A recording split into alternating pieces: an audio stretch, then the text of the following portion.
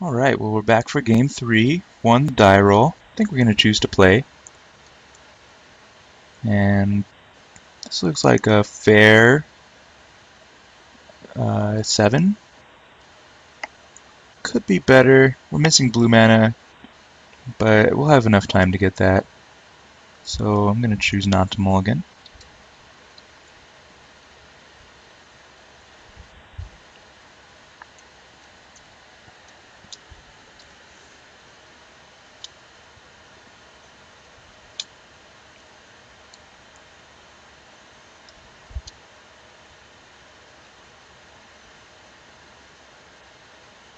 Alright, we are back.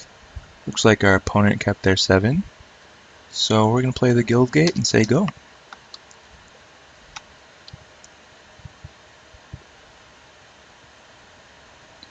Alright, kind of would like a blue at this point, but that's fine.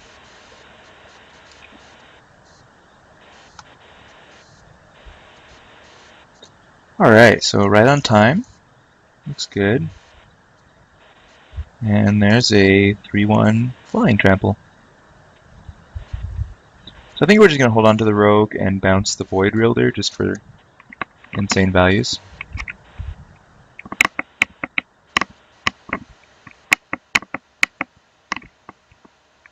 Sorry about that, I'm adjusting my mic a little bit. Is it opponent?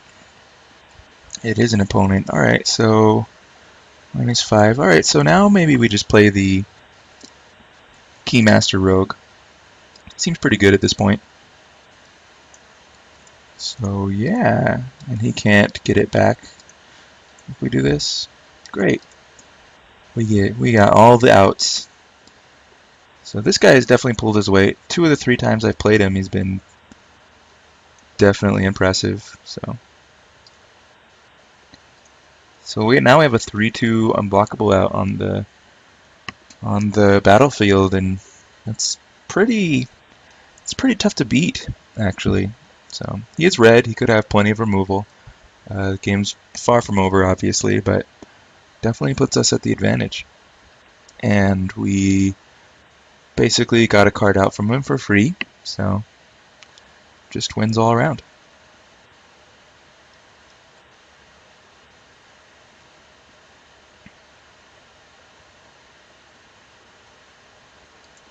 Alright, so Hill Giant, that's fine.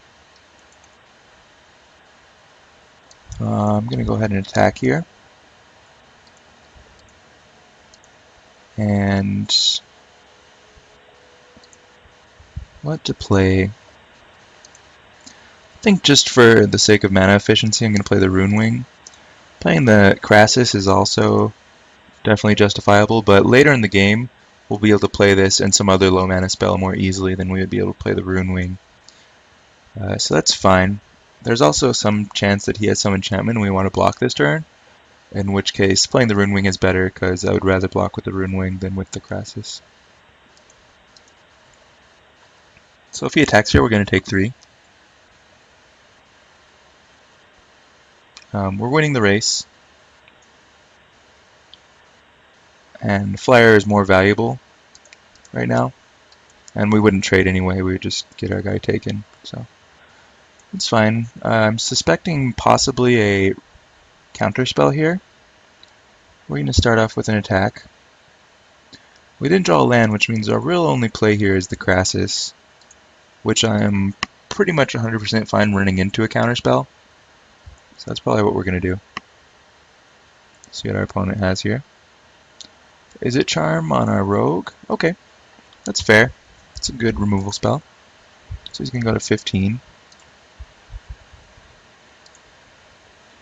And we're going to play our Drakewing.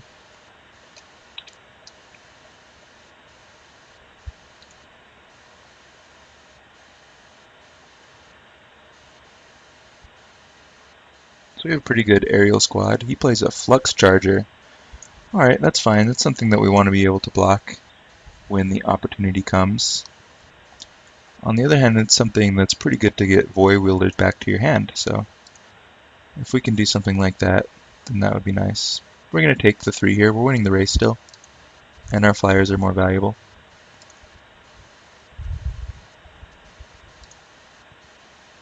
Alright. So that's fine. I would have rather gotten a land there. Question is, what do we do as far as attacks?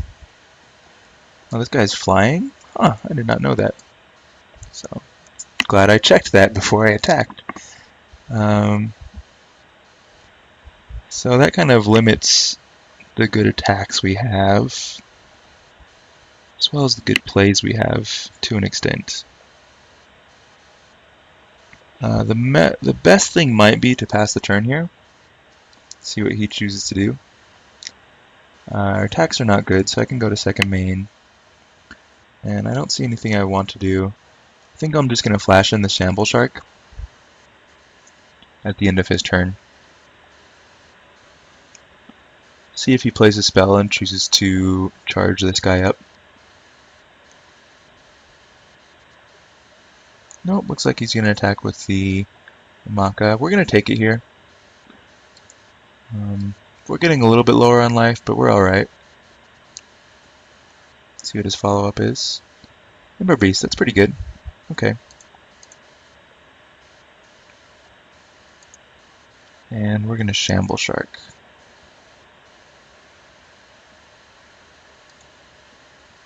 Alright, so there's a land. That's good. So what's the best thing to do here? I'm going to assume he doesn't have removal. And I think the best thing we can play is this Void Wielder. Probably bouncing the Flux Charger back to his top of his, or back to his hand. Double check. Yeah, I think that's pretty good. We get in for a considerable amount of damage this way. And we have evolve our Shark. Which we still can't attack with this turn, but it threatens more damage next time. And then we can get in for 5 in the air, so that's pretty good.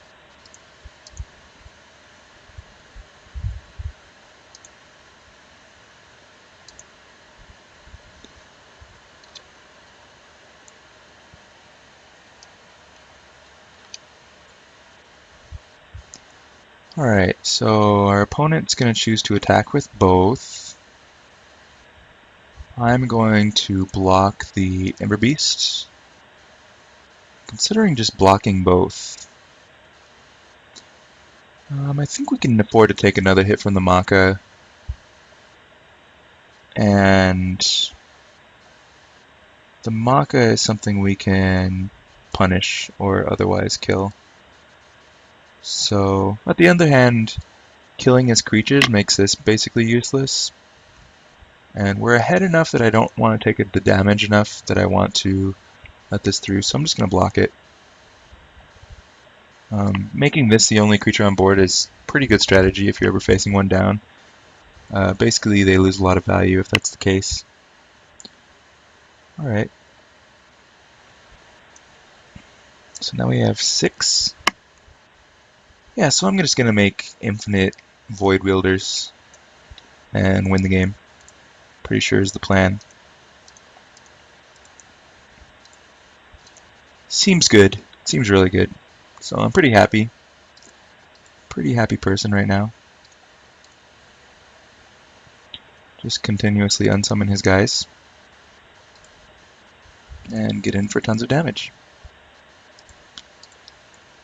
Might as well leave back a blocker in case he has a haste something.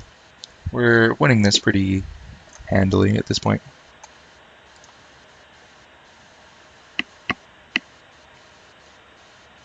Alright, unsummon every turn. Seems pretty good. As well as getting a creature. So he's going to play that again. Alright. Alright, so we're going to put that into play. And this is when he goes, oh, I'm not winning this game. Yeah, alright, so sideboard considerations. His deck is fast-ish, which makes me want to take out the Maze Behemoth and put in Totally Lost. Just because this can buy us more time overall. I don't think there's anything else I need. So yeah, alright, well I'll see you for game 2.